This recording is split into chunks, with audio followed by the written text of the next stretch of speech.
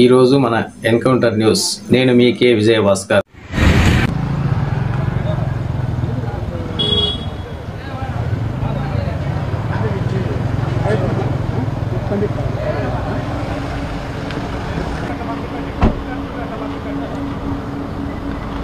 మళ్ళీ అడ్డం ఎందుకు చెప్పనా?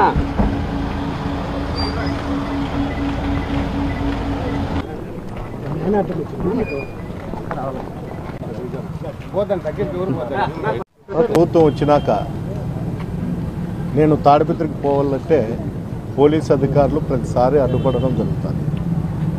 ఇప్పుడుకు జగదీష్ గారు ఎస్పీ గారు వచ్చినాక కూడా 3-4 సార్లు కలిసడం జరిగింది. గతంలో ఉండే ఎస్పీలను కూడా కలిసి 3 ఎస్పీలను కలిసినా కూడా ఈరోజు కూడా వాళ్ళు ఆలోచన చేస్తామని చెప్పేది తప్ప కనీసము అడ్డుపడము అనేది చెప్పడం లేదు. నాకు తెలియక అడుగుతున్నా, ప్రభుత్వంలో ఉన్నటువంటి అధికారులు ప్రజల క్షేమం కోరి ఎవరైనా ప్రజాప్రతినిధులకు పర్మిషన్ ఇస్తూ ఏదన్నా లీగల్గా అయితే ఇస్తూ దాన్ని నిర్వర్తించాల. కానీ ఇప్పుడు వరకు ప్రభుత్వం వచ్చి 100 రోజులు కావచ్చినా కూడా ఇంతవరకు కూడా నేను తాడిపత్రికి నా సొంత ఇల్లు ఉంది, అక్కడ మా కార్యకర్తలు నాయకులు అందరూ ఉన్నారు.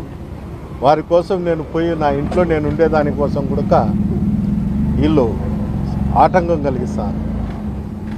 నేనైతే ఒకటే చెప్పాను ఎస్పీ గారికి కూడా, ఈరోజు దసరా పోయిన తర్వాత ఎట్టి పరిస్థితుల్లో నేను తాడిపత్రి కాన్ఫరెన్స్లో తిరుగుతా అని చెప్పడం కూడా తెలియదు. ఏది ఏమైనా కూడా ఎన్ని రోజులైతే నేను బయట ఉండల్లో అది కూడా అధికారులు చెప్పలేని పరిస్థితి. ఎంతసేపు ఉన్నా కూడా పరిశీలిస్తాము, చూస్తాము, ఆలోచన చేస్తామని చెప్పడం తప్ప వేరే విధంగా ఏం లేదు. ఒకవేళ అధికారులకు కూడా మేము తెలుగుదేశం నాయకులతో చెప్పాల్సిన పరిస్థితి ఏమన్నా ఏర్పడుతుందేమో ఈ రాష్ట్రంలో నాకు అర్థం కావడం లేదు.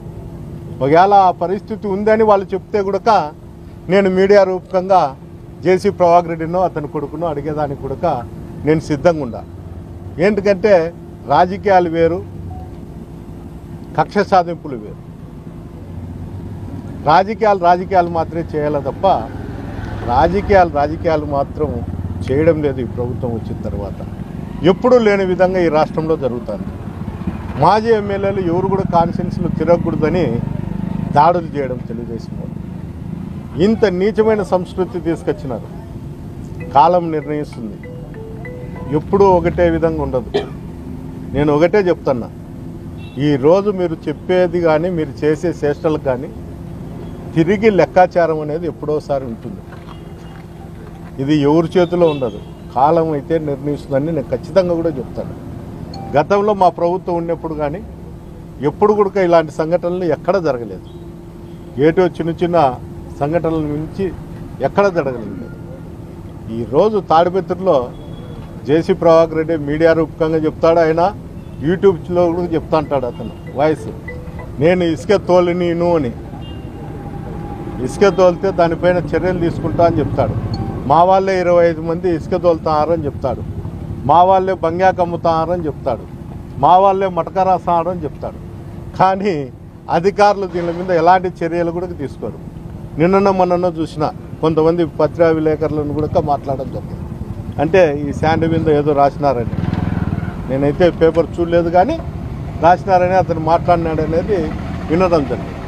అంటే అధికారులకు కూడా ఛాలెంజ్ చేస్తున్నాడు, నేను ఇసుక తోలుతా అని.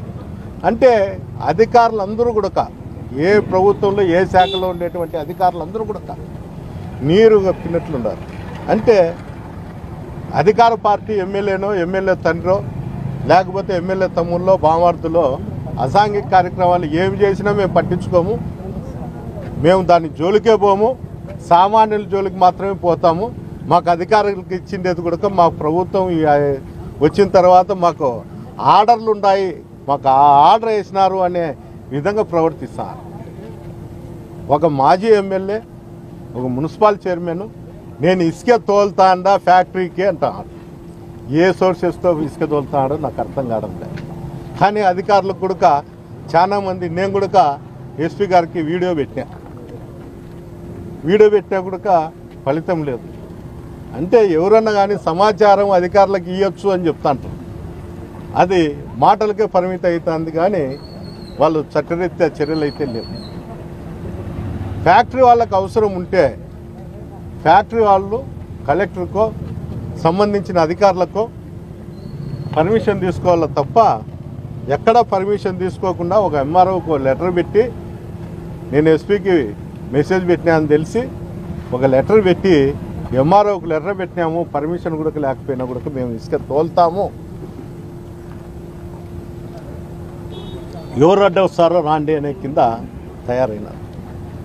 అంటే అధికారం ఉంటే ఏమైనా చేయొచ్చు అనే ఒక ఆలోచనలో ఇప్పుడున్నటువంటి ప్రజాప్రతినిధులు కానీ అందరూ కూడా ఒక నిర్ణయానికి వచ్చినారు.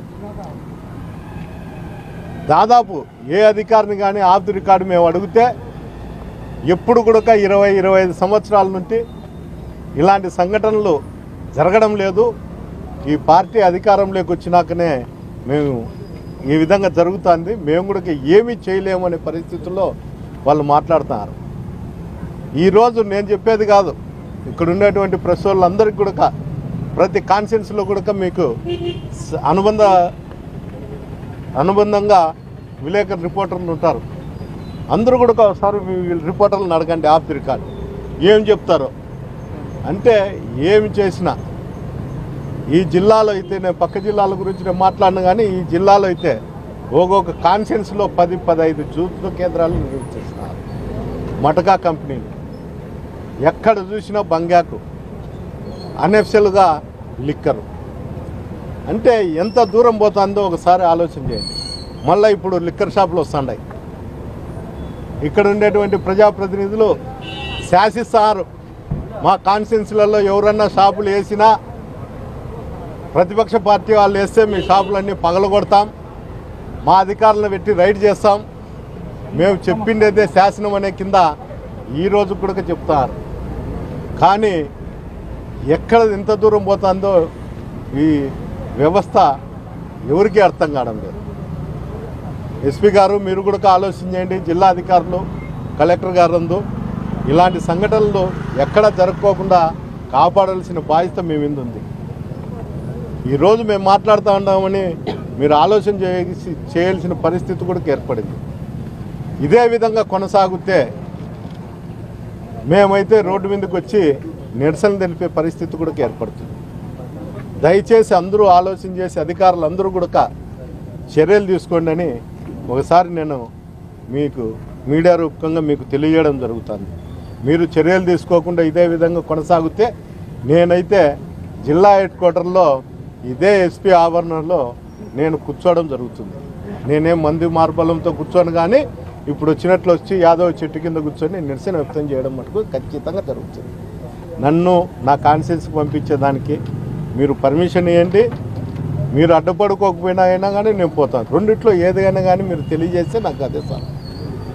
ఇంకోటి, నాకు ఇదే విధంగా మీరు ఆటంకం కలిగిస్తా అంటే నేను మీ ఎస్పీ ఆవరణలో కూర్చొని ఖచ్చితంగా నిరసన వ్యక్తం చేస్తా అని ఈ సందర్భంగా హైకోర్టు బెయిల్ మంజూరు చేసింది. అంటే చట్టపరంగా అయితే నాకు బెయిల్ అన్నీ వచ్చినాయి. ఆంక్షలు కూడా 15 రోజులు పెట్టినారు. బెయిల్ వచ్చినాక ఆ 15 రోజులు నేను అనంతపూర్లోనే ఉన్నా కూడా ఈరోజు కేవలం లాండ్ ఆర్డర్ ప్రాబ్లం ఉంటుంది, నువ్వు వెళుతే అని చెప్తాను. లాండ్ ఆర్డర్ ప్రాబ్లం చూసాల్సిన బాధ్యత కూడా ఎస్పీ గారికి ఏం లేదు, అది ఏరే వాళ్ళకి లేదు. అందువల్ల ఆ లాండ్ ఆర్డర్ ప్రాబ్లం మీరు తీర్చాల తప్ప అనవసరంగా అడ్డం పెట్టుకొని లాండ్ ఆర్డర్ ప్రాబ్లం అని పెట్టుకొని అనవసరంగా నన్ను కాన్ఫరెన్స్ లేకపోకుండా అడ్డుపడడం అయితే మంచిది కాదనేది కూడా చెప్తాను. ఇంకోటి, మీరు ఇక్కడ నుండి బందోబస్తుకు ఇక్కడ నుండి కానిస్టేబుల్ పంపిస్తున్నారు, 100 మందినో 50 మందినో. ఎప్పుడు కూడా వీళ్ళందరూ కూడా ఇక్కడ నుండి పోయిన వాళ్ళు అక్కడ మటకా వాళ్ళకి ఏమన్నా ఎస్కార్ట్ ఉన్నారేమో నాకు తెలియదు, కానీ మాకైతే ఎక్కడా కూడా వైఎస్ఆర్సీపీ కార్యకర్తలకు కానీ సామాన్య ప్రజలకు కానీ ఎక్కడ కూడా రక్షణ కల్పించే పరిస్థితి లేదు.